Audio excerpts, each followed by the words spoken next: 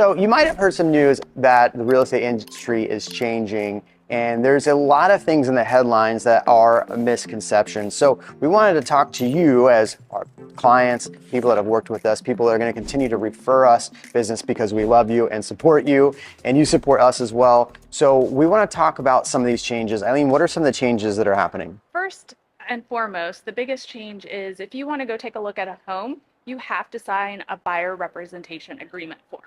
And before in the past, we would build relationships with our clients and we would not have them sign that form till maybe a little bit later on into the relationship. But now at the very beginning of the relationship, you have to sign that form.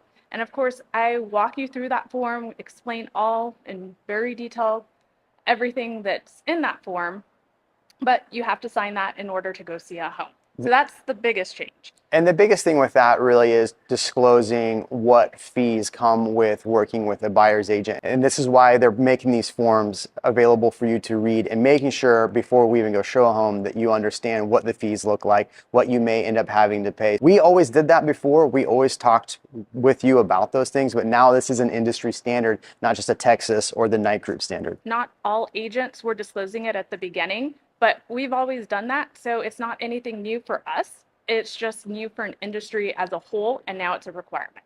And one of the things for sellers is that in the past, when we would walk into an appointment and say, hey, here's what our fee is, we would say that we are paying the buyer agent out of our fee. And this is where issues came up with the DOJ and the NAR lawsuit. So now when we sit down, it's going to be a little bit different conversation about how you as a seller are paying the other side. Instead of me taking a fee and paying the other side, it's going to be you're paying me directly, here's what we're going to do for those fees and the cost of that. And if a buyer does come, here's what you could potentially pay. And we're going to have a little bit better conversation about that. Before in the past, most agents would just say, hey, it's this %.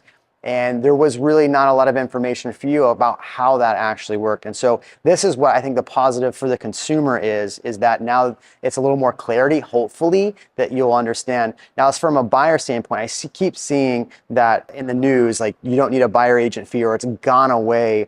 What are your concerns with people that maybe say, hey, I don't need a buyer agent anymore? Well, first and foremost, if you were to get into trouble and you needed an attorney, you don't necessarily need to pay an attorney. You can represent yourself.